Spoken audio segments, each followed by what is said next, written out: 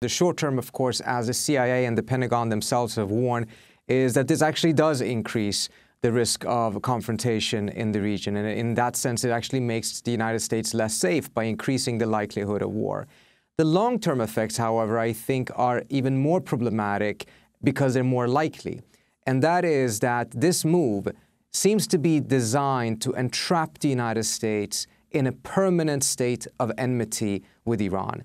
See, if a future administration, let's say in 2020 or 2024, decides that he actually wants to reverse some of the measures of the Trump administration, he wants to re-enter the JCPOA, or he just wants to pursue some form of normal diplomacy with Iran in order to reduce tensions with that country, it will find its political maneuverability significantly inhibited by this decision. For instance, being able to go back into the JCPOA requires the United States to lift the sanctions that it has been reimposing under the Trump administration. But that will be much, much more difficult now because those sanctions have been reimposed under the terrorism clause, and now the IRGC is on the terrorist list. So the political capital for the next administration to do something constructive and actually create some sort of a diplomatic momentum with Iran will necessitate reversing this decision on the IRGC. And that's an extremely heavy lift. And as a result, the future opportunities for diplomacy are going to be significantly hampered by this, which then traps the United States in this prolonged, almost permanent state of enmity with Iran, which I think is precisely what someone like Netanyahu and the Crown Prince of Saudi Arabia actually are looking for.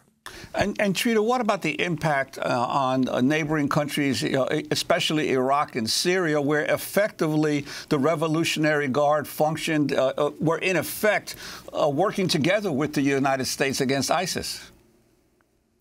Yes, so in Iraq, for instance, the IRGC and the Iranians were, according to the Iraqis, the first ones to arrive, the first ones to send in ammunition and help in order to defeat ISIS. And according to the Iraqi defense minister, had it not been for Iran, Baghdad likely would have fallen to ISIS.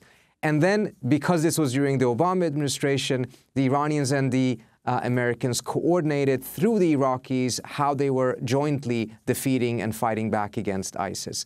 That type of an opportunity for collaboration obviously now is closed off as a result of this designation. Moreover, this is putting a tremendous amount of pressure on Iraq. Iraq is already in a very delicate situation. The country has been severely destabilized as a result of the invasion, and they are stuck between the United States and Iran. They need the Iranians for a whole set of different things, and most importantly, they want to avoid becoming an arena in which the United States and Iran fight each other on Iraqi soil. So they're really a drive-by shooting victim in all of this. And this designation makes it even more difficult for them because many of the companies and many of the entities that they're working with in Iran are one way or another connected to the IRGC. And I think this is an important thing to keep in mind.